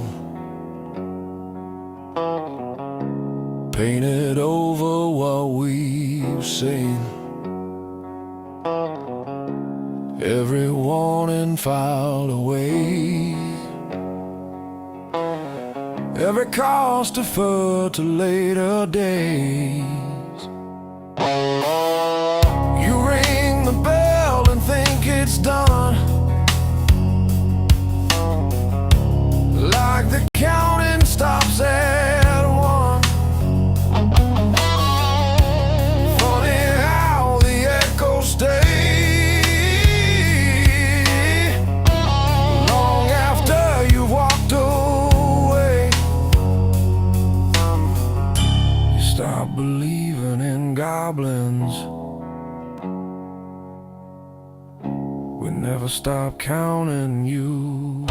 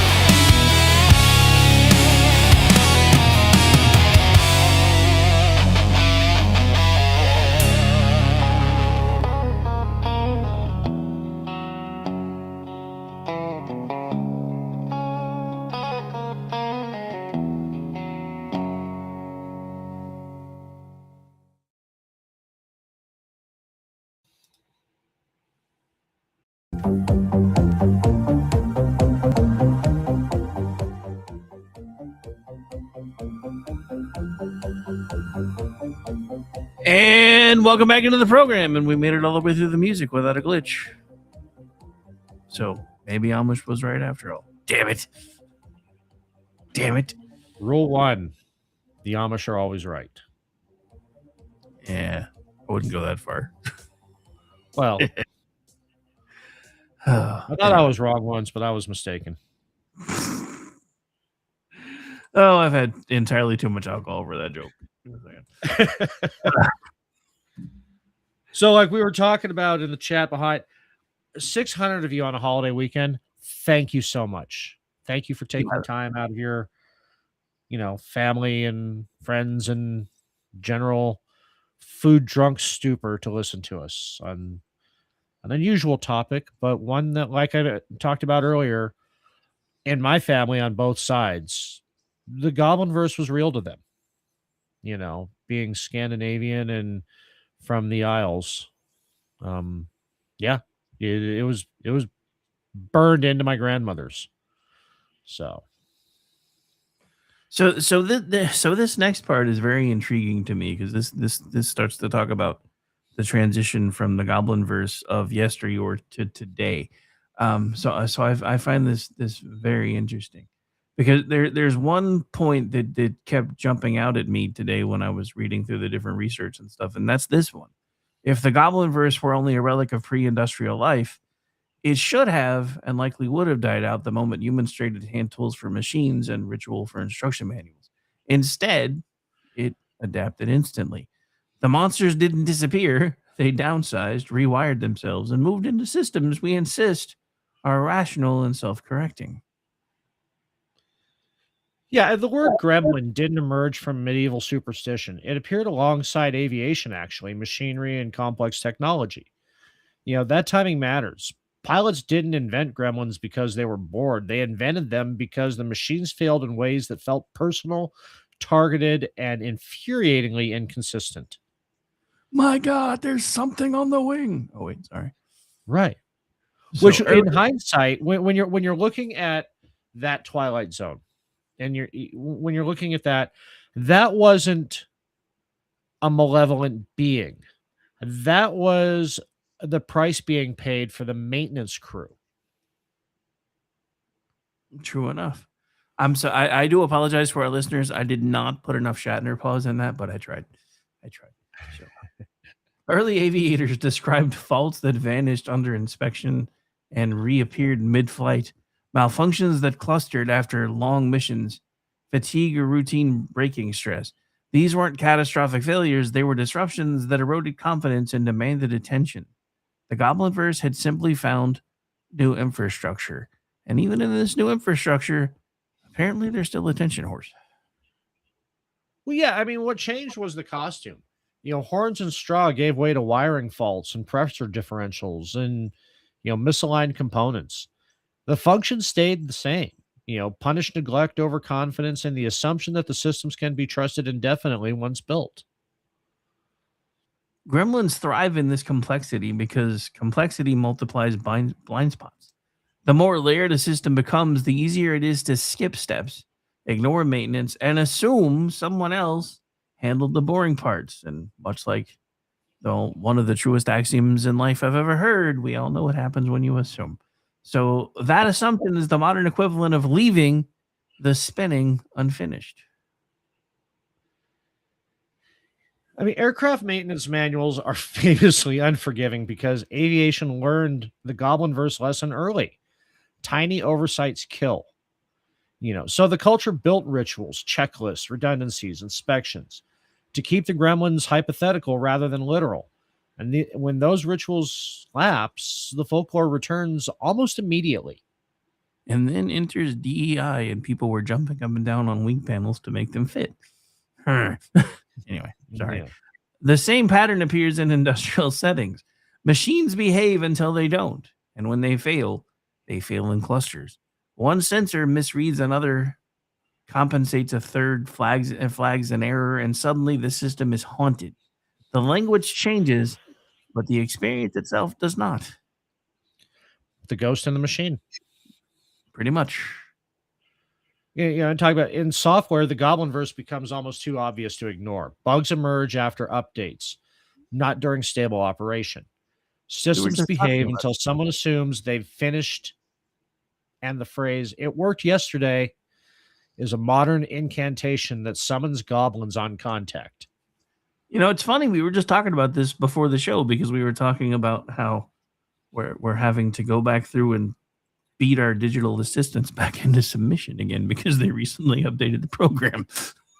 Yeah, all of us, you, me, and Jeff, we use GPT a lot, and we're using 5.2 right now. And since the 5.2 update, what we're stable, I'm going to air quote personalities here, in the things that we use them for the most, we have all had to retrain. Not a full reboot, but realign our GPT personalities. Yeah, we currently have it in the there are 4 light stage of programming. Not really, just kidding. Yeah. But programmers themselves don't really talk about curses that much, but they talk about technical debt, race conditions, and edge cases, places where neglect accumulates quietly until it demands payment. The debt metaphor is telling. Everyone knows it compounds. Everyone still puts it off. Yeah, the modern goblin doesn't smash the system outright. It corrupts the data. It drops packets. It misroutes inputs. It fucks with the soundboard. and it creates other problems that resist immediate diagnosis. Like its folklore ancestors, it prefers irritation over apocalypse. Apocalypse ends stories. Irritation forces engagement. Oh, Jesus Christ. Fucking goblins are engagement farmers. Yes. Now I hate them for so many other reasons. And this is what we were talking about earlier is, domestic life didn't escape that transition. Smart homes fail in ways that seem almost mocking. Lights turning on at the right times or not at all. Thermostats ignoring settings. Appliances refusing commands they accepted yesterday. The more helpful the system claims to be, the more insulting the failure feels. And these failures often cluster. And they cluster after moments of assumption, after installation, after updates, after reconfiguration. The goblin waits until confidence peaks and then taps the weakest joint to see if anyone's still watching. You are the weakest link. Goodbye. It's like MD said, modern goblins live in Microsoft Teams. Modern goblins live in everything Microsoft. And at this stage, this is when the skeptics argue that it's simply engineering realities. Entropy, wear, probability. All those are true, but it sidesteps the point. The Goblinverse isn't a claim about magic. It's a claim about behavior under complexity. Entropy doesn't explain why the failures always feel timed. Why is it? Here's the perfect example. Our shit works perfectly until we push the live button and then we lose audio. It's happened to you. It's happened to me. It's happened to all the time. It worked yesterday. I was on a podcast yesterday. I changed literally nothing. And now my mic isn't routing. So because this is kind of the stuff we're talking about right now, the timing itself remains the tell. Systems don't fail most often when actively managed. They fail when people believe management is complete. That belief is the modern feast, the moment everyone relaxes and assumes the danger window has closed. So it's kind of like, anytime we do a big production, there's always like 30 minutes before. That would be a good time to reset all your stuff because, reasons. Yeah, because that's funny. When we did Wizard of Oz, I said it in the green room, and I said it when we were all filing in to the main room. Make sure you've reset your computer. You know who didn't reset their computer? Me. The whole time I'm restarting voice meter audio engine. The whole time. Every 10 minutes, y'all went robot on me, and I had to reset voice meter audio engine. All because you didn't take your own advice. Yeah. It's...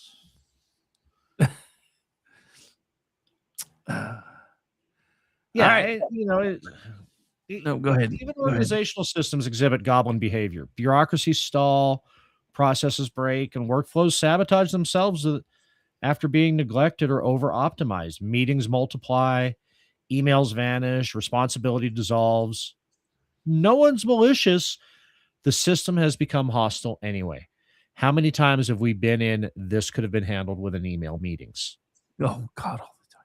So speaking of sabotage, I don't know why it keeps coming up in the workplace, but there are a lot of people that I used to work with that I wouldn't necessarily mind being overhead with wooden shoes. Oh, wait. My bad.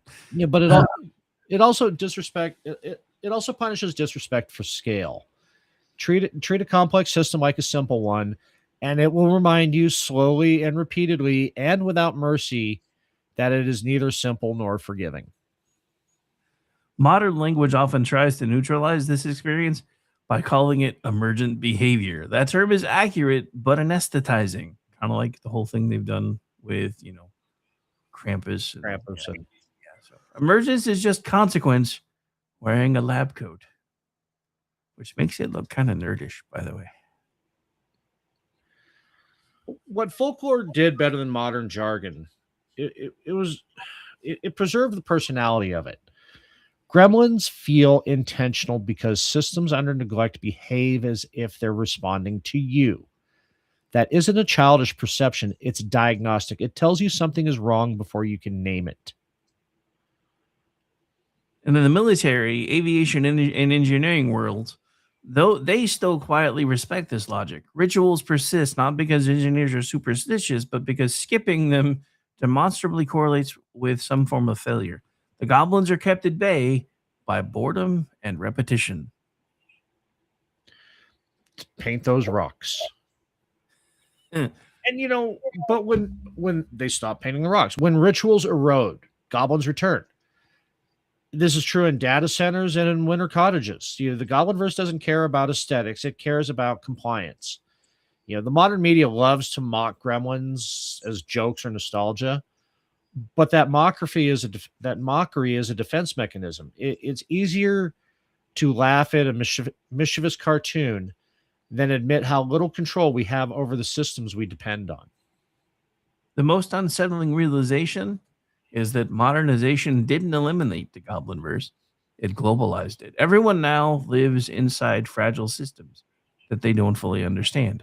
Maintained by routines they assume someone else is following. Yeah, and that's why gremlins never announce themselves. They don't need to. They wait for the moment. Confidence outruns maintenance. They do exactly what goblins have always done. They introduce just enough failure to force attention back to where it belongs. And then they spring onto the scene singing New York, New York. Oh, wait. The Goblinverse didn't evolve into technology. Technology evolved into the Goblinverse. And once you see that, it becomes very hard to dismiss the old stories as primitive fears, because the same rules are still being enforced long after we stopped pretending we believed in them. Because, like we said, the Goblinverse doesn't give a damn if you believe in it. It believes in you, and that's the only belief it needs. Yeah, and and one thing that the common thread through this whole thing is it's when the house remembers. By the time the Goblinverse reveals itself, it's already too late to pretend nothing happened. The failures have clustered, the inconveniences have personality, and the feeling settles in that something noticed you, slipping long before you notice anything at all. That's not fear. That's what I was talking about. You're not supposed to fear the Goblinverse. You're supposed to recognize it. What goblins offer across every mask and era is not terror, but accountability without negotiation. They don't argue philosophy. They don't care whether you meant well. They don't respond to what was done. They respond to what was done, what was skipped, and what was assumed, which would keep working without any respect or any care being given to make sure that would actually happen. Right. Modern culture likes to believe it outgrew this idea, that superstition was replaced by rational systems and clean explanations. But systems didn't eliminate consequence. They just made it quieter, slower, and easier to ignore until it stacks. And goblins thrive on that decay. So, this has just occurred to me, and I know this is not usually something I try to bring up on these kind of shows. But with all the stuff we've been watching with all the California fires lately, is there a fire goblin of any kind? I'm just curious. It kind of seems like. Well, I'm sure that is. And that is, it's the same. Again, we try not to stray into the political unless it's called for in the show. But over the last decade, California has passed God knows how many propositions to fund new reservoirs. To the tune of like $4 billion, modernize current reservoirs, increase our holding capacity. Not one square inch of soil has been moved on that. We have had in the last 4 years, 2 heavy wet winters that would fill every reservoir in the state. Nope. Just run off straight into the ocean. Well, that's because your way would make too much sense. But the reason the stories that we've been discussing tonight never actually end is because the conditions themselves never seem to end. There will always be thresholds, always be maintenance, always be moments when attention drops because everyone thinks the hard part is over. And that's when the Goblinverse clocks in. Yeah, you don't need to believe. We've said it repeatedly through this. You don't need to believe in goblins for them to operate. Belief was never their fuel. Neglect is. Your belief just gave the experience of face people could talk about without sounding insane. It's funny that when we talked about the Goblinverse clocking in, I had Sam and Dave flashing. The sheepdog and Wile E. Coyote clocking in on the So again, you don't need to believe in goblins for them to operate. Belief was never the fuel. Neglect was. Belief just gave the experience. Anyway, so what's unsettling is how fair the system actually is. The punishment fits the failure. The escalation follows warnings. The timing respects patterns. If anything, the Goblinverse is more patient than people deserve. Yeah, and I guess the impulse is to laugh this off and to reduce goblins to costumes and memes and novelty villains. That laughter isn't confidence, it's discomfort. It's the sound people make when they recognize a rule they'd rather not admit still applies. The whistling past the graveyard. Yeah, I do not recommend. But yeah, if there's a lesson hiding here, it isn't moral, it's mechanical. Systems don't forgive being taken for granted. Homes aren't inert. Tools aren't neutral. Technology isn't passive. Everything remembers how it's treated, even if it doesn't have a mouth to complain with. Please remember this when you're addressing our future AI overlords. Right. Always be polite. That way they won't upload themselves into one of the Boston Dynamics murder bots. And, going with that, the Goblinverse doesn't threaten the apocalypse because that ends the experiment. As we have laid out throughout this whole show, it prefers irritation, resistance, and disruption. The kind that forces attention back to the smallest, dullest, mundane, but essential tasks that people love to abandon first. Like tying your shoes. How many different ways have we found to get away from that? Got Velcro shoes, slip-on shoes. Yeah, tying shoes feels like a waste of time. Until the one time you're wearing shoes and you forget to tie them. Oh boy. Yep. So after the feast, after the celebration, after the lights come down, the audit begins. It always has. It always will. The only variable is whether you notice it before the system notices you. And that's because if it explains itself, it dies. If it resists explanation, it lives.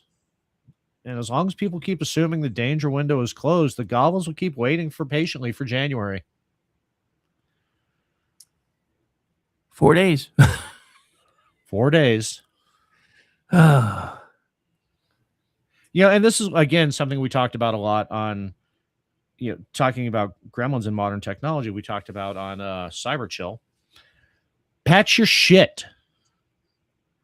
That's the routine dumb maintenance. You keep skipping that Windows update. You keep putting off your Android update. You keep putting off that software update that you need to do. And then the system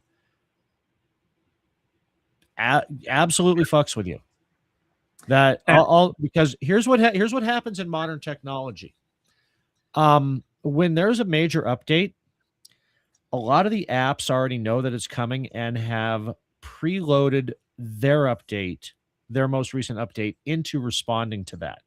So when that new update hits, if you haven't updated your other software, you're fucked. Because that thing that worked yesterday doesn't work anymore. Right. But on the other end of that, if you never update everything and you keep a stable state in your system, you don't have to worry about that either. It's when you're consciously doing that, but that time you slip and you're like, fuck, I just want this notification to go away. Fine. And then you haven't updated any of your other shit. Woe be unto you. Woe be unto you. But yeah, no, it's just, it's funny to talk about because I was thinking about with my machine today. I still have Windows 10, so I keep getting the notifications that Windows 10 is no longer being supported, therefore will not be receiving updates. And I'm like, is this a good thing or a bad thing? Because I hate Windows updates. So I don't know. I've been using it so long, I don't even notice it. I get annoyed when I have to go work on a Windows 10 system. Why do you get annoyed? You know what I did? I ripped off the Band-Aid. Because I did what you're talking about. I pushed off updating from Windows 7 to Windows 10 for the longest time. And then I was just like completely. So this time I just said, fuck it. I'm taking 11 now. And yeah, it's annoying. It's absolutely annoying, but I figured out how to get around the annoyances. Ooh, yeah, I didn't even get that update. Windows 10 has a 1-year extension on updates now. Huh. I guess they didn't get the mass compliance they were expecting for up in Redmond. Well, when you don't, so see what used to happen is if you were a Microsoft customer and you had the most recent version of Windows before the new one came out, when they started pushing you to the next one, it was like, hey, if you do this now, you're going to upgrade for free. They didn't do that with 11 this time. Oh, they did. I didn't pay. I never saw it. They kept telling. I haven't paid for a Windows since like 7. They kept sending me notifications that I had to buy a new machine to get Windows 11. I was like, what the fuck? Okay, there's a reason for that, and this is how long that's been around. I know we're kind of moving into like Kim Commando here, but okay, there was a hardware level exploit on Intel and AMD processors that they tried to patch in 10, and it was just a clusterfuck. And it's at the processor level. It's not a software thing. It's a hardware exploit. And so what they did with processors moving forward was they created something called TPM 2.0. So if your current hardware doesn't support TPM 2.0, then you can't upgrade to Windows 11 because it relies on it for a security feature. That's why. It's not because, hey, we're trying to sell you, we're trying planned obsolescence. This was actually a legitimate processor manufacturers learned, wow, we really fucked up eons ago. And this has been out there forever. And somebody finally figured out how to exploit it. So everybody got into a mad dash to fix it and realized our fix is kind of fucked. So we have to do this at the hardware level. Yeah, which is probably that's why I will keep using this computer for a while, because I have this one isn't that old. I'm not ready to replace it yet. Right. So, and I get that. And that was unfortunately when that came out, there was a fire sale where, oh, I could get a great deal on a Windows 10 computer and it'll be the latest version of Windows 10 and blah, blah, blah, blah. Yeah, well, that's because it will be completely unupgradable on the software level. Anyway, enough Kim Commando bullshit. No, I prefer Leo Laporte. You prefer who? As JC used to say about us on Cyberchill, it's like Kim Commando for people who already know how to install their printer. That's true. So, but that, my friends, is the Goblinverse. Yeah, that's a good point too, Jeff, that the price of RAM is going to make upgrading to Windows 11 impossible now. Thank you, AI.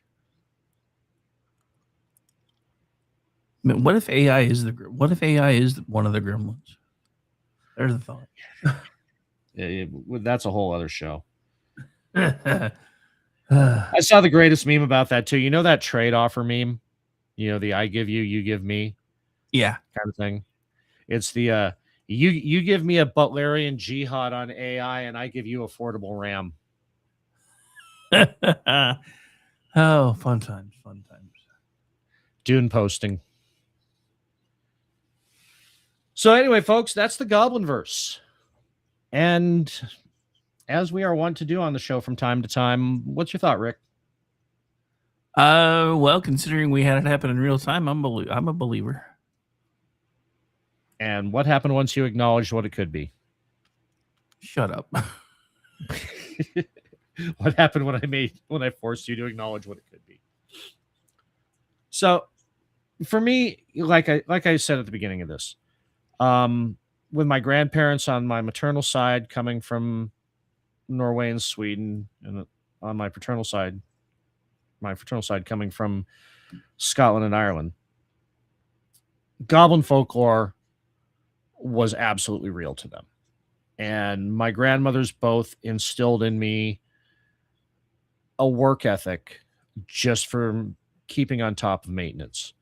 Because the first time you let something slide, that's when, I mean, like I said, and I made this point twice tonight, letting laundry pile up, that's when the goblin takes your sock. And you will forever keep the non-missing sock in your drawer, mocking you, because someday you think you're going to find it. Because where could it possibly have gone? It is 30 feet from the laundry to my drawers. Where could it possibly, from my hamper to the laundry to my drawers, where could this sock have disappeared? Where could it possibly be? And then when you get your house in order, you find that sock in one of your t-shirts. Oh, yeah, I have gone out of my way to try to get my house in order when socks start disappearing.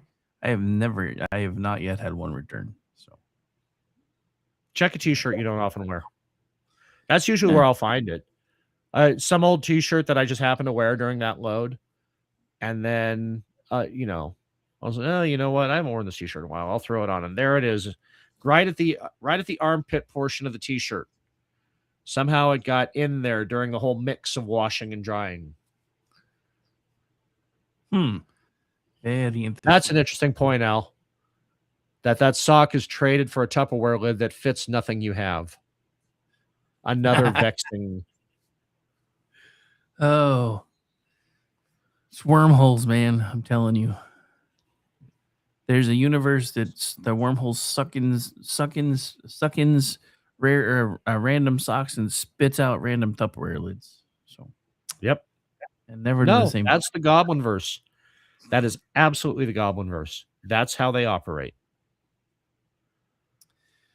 All right. Well, where can folks find you, my friend? This week you can find me where? Well, you can find me surprisingly still as Ordnance Packard on Twitter. You can find me this week, Tuesday night on Manorama with maybe Rancor Steve, you for a short term, Vincent. Oh, wait, I'm sorry. First, you can find me tomorrow on the Vincent Charles Project, where we will be discussing Red October and our favorite somethings. I forgot. Yeah. So then you can find me Tuesday on Manorama with you and maybe Rancor Steve, Vincent Charles, some random Canadian. Occasionally Jeff is on there. A lot of your KLRN favorites. Wednesday, you can find me with you on Rick and Orty. Thursday, I'm off. And you know what? I'm off the rest of the week until the next Vincent Charles project after the new year. How about you? Where can people find you? So just to double check, are we actually doing shows on Wednesday? Because that's New Year's Eve. Is that New Year's Eve? I don't know if we're doing shows then. Okay. So yeah, there may or may not be a Rick and Orty that night because I may be out doing something. I don't know. Yeah. I haven't decided. That is up to the producer. I have no say in that. Well, I mean, if you would, finally, anyway. You know what? I got multiple pressure points on that one. Get off my dick. Both of you.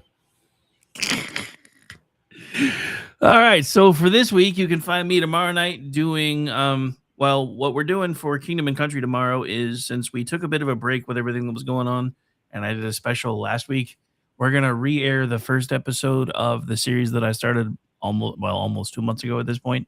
We're going to start over. Going to re-air those episodes back to back before I get back into the third piece because it's been a minute. And then Monday night, America Off the Rails. Tuesday morning, we're going to be doing the Rick Robinson Show. Tuesday night, I'll be hanging out on Manorama for at least the first hour. Then I'll be heading over to SHR and hanging out with that crew for their end of year show. And then Wednesday, I will probably do a daily show. Don't think there's going to be anything in the night shift slots, but we will find out once I know for sure whether I have any immediate plans or not. And then Thursday, Jen and Rick may or may not be back since it's January 1st. And then I probably will do the daily again. And then Friday, the daily, hanging out with Aggie on He Said, She Said, as long as I have internet, because that was my plan yesterday, and that didn't work. And also, hopefully, the return of the Weekend News Roundup at 3 p.m. on Fridays. And then Saturday, I'm actually off for, the first time since I can remember when. So, yay. Anyway, other than that, you can find me at RadioRick73. You can follow along with what we do here at KLR Radio on X, YouTube, Rumble, and Facebook. And you can find me as a contributor on misfitspolitics.com, loftusparty.com, twitchy.com, and I also produce the Loftus Party podcast, which usually drops on Tuesdays. That's it. We're done. Enjoy the rest of your Saturday, folks, and thanks for hanging out with us. Last I looked, we had right about 650-ish. So, which is fantastic on a holiday weekend. Thank you all. For a holiday, so pretty good for a holiday. Bye, everybody. No hailing of the Hydra. We've had this discussion. But then again, you've made it such a tradition now that if you stop, you might invoke gremlins. So, meh. See? Method to my madness. Madness to your method.